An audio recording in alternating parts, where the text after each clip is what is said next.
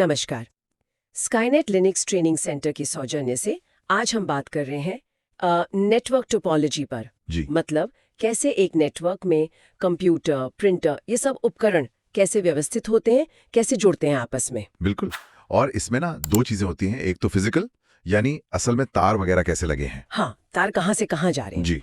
और दूसरा होता है लॉजिकल, मतलब कि डेटा किस रास्ते से जा रहा है, उसका फ्लो क्या है। ये दोनों मिलकर तय करते हैं कि नेटवर्क चलेगा कैसे। बिल्कुल। लेकिन सवाल ये उठता है कि ये सब जानना जरूरी क्यों है। मतलब क्या ये सिर्फ टेक वालों के लिए। नहीं नहीं, ऐसा बिल्कुल नहीं है। इसको समझने के आप देखिए कई फायदे हैं। जैसे हमारे स्रोत बताते हैं, अच्छी टोपोलॉजी से आप बेहतर प्लानिंग कर सकते हैं, कोई प्रॉब्लम आए तो जल्दी सुलझा सकते हैं, नेटवर्क की परफॉर्मेंस अच्छी रहती है। हाँ, ये तो है। और जरूरत पड़ने पर नेटवर्क को बढ़ाना, जिसे स्केलेबिलिटी कहते हैं, वो आसान हो जाता है। और हाँ, लागत मतलब खर्चा भी काबू में रहता है। इनमें से मुझे वो जो आपने कहा ना, आसान समस्या समाधान, वो वाला पॉइंट काफी अहम लगता है। हाँ, क्योंकि अगर नेटवर्क ठीक से प्लान ना किया हो तो कोई गड़बड़ हो जाए तो उसे ढूंढना ही एक सिरदर्द बन जाता होगा। सही कहा आपने।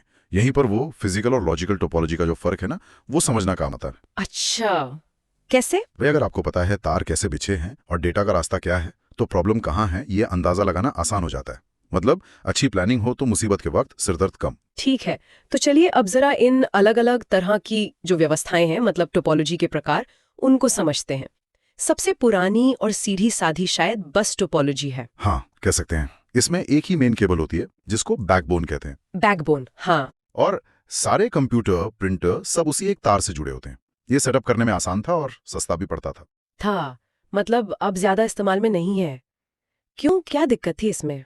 सबसे बड़ी दिक्कत थी इसका रिस्क। अगर वो जो मेन बैकबोन केबल है वो कहीं से भी खराब हो गई तो बस पूरा का पूरा नेटवर्क ठप। जरा सोचिए, ऑफिस की मेन लाइन बंद हो गई और कोई प्रिंटर भी काम नहीं कर रहा। इसीलिए अब ये बहुत कम देखने को मिलती है। ओहो, तो इस एक केबल वाली दिक्कत से बचने के लिए ही शायद स्टार टोपोलॉजी आई होगी। मैंने सुना है इसमें सब कुछ एक सेंट्रल जगह से जुड़ता है। बिल्कुल सही। स्टार टोपोलॉजी में सारे डिवाइस, चाहे कंप्यूटर हो या प्रिंटर, वो सब एक सेंट्रल हब या स्विच से जुड़े होते हैं। अच्छा। इसका फायदा यह है कि अगर मान लीजिए किसी एक कंप्यूटर की केबल में दिक्कत आ गई तो बाकी नेटवर्क पर कोई असर नहीं पड़ता। हाँ, ये तो अच्छा है। प्रॉब्लम ढूंढना भी आसान हो जाता होगा फिर तो। जी हाँ, बिल्कुल। पता चल जाता है कि प्रॉब्लम किस डिवाइस या केबल में है। ये तो बस वाले से काफी बेहतर लग रहा है। लेकिन क्या इसमें भी कोई कमजोरी है, जैसे अगर वो सेंट्रल वाला हब या स्विच ही फेल हो गया तो। हाँ, वो इसका सबसे बड़ा खतरा है। इसे कहते हैं सिंगल पॉइंट ऑफ फेलियर। अच्छा। अगर हब या स्विच बंद हुआ तो उससे जुड़े सारे डिवाइस बंद हो जाएंगे। लेकिन ये बस से फिर भी अलग है। बस में तो कोई भी केबल प्रॉब्लम पूरे नेटवर्क को रोक सकती थी। हाँ। स्टार में सिर्फ वो सेंट्रल पॉइंट का फेल होना सबको असर करता है। अच्छा, तो मतलब रिलायबिलिटी थोड़ी बड़ी। ठीक है। अब रिंग टोपोलॉजी, उसके बारे में क्या कहेंगे। इसमें तो डिवाइस एक एक छल्ले जैसे लूप में जुड़े होते हैं ना। जी हाँ, रिंग टोपोलॉजी में सारे उपकरण एक बंद लूप या दायरा बनाते हैं। डेटा अक्सर एक ही दिशा में घूमता है। एक ही दिशा में। क्यों? इससे डेटा का टकराव मतलब कोलिजन कम होता है और सबको बारी बारी से डेटा भेजने का मौका मिलता है। सुनने में तो ये भी ठीक लग रहा है, पर अगर उस रिंग में, उस लूप में कहीं कोई ब्रेक आ गया तो फिर क्या होगा। हाँ, वो इसकी एक बड़ी कमजोरी है। जो पारंपरिक रिंग टोपोलॉजी थी उसमें अगर लूप कहीं से टूट गया तो पूरा कम्युनिकेशन रुक सकता था। ओहो। हालांकि बाद में इसमें सुधार हुए। ऐसी रिंग्स भी आईं जिनमें इस प्रॉब्लम से निपटने के तरीके थे, जैसे डुअल रिंग, मतलब 2 रिंग्स। समझ गई। अच्छा, अब अगर हमें सबसे ज्यादा भरोसेमंद नेटवर्क चाहिए हो, मतलब ऐसा जहां एक रास्ता बंद भी हो जाए तो काम न रुके, उसके लिए कौन सी टोपोलॉजी है। उसके लिए है मैश टोपोलॉजी। इसमें आइडियल सिचुएशन में हर डिवाइस हर दूसरे डिवाइस से सीधे सीधे जुड़ा होता है। हर डिवाइस हर दूसरे से सीधे। जी। तो अगर एक लिंक, एक रास्ता फेल भी हो जाए तो डेटा दूसरे रास्ते से अपनी मंजिल तक पहुंच जाता है।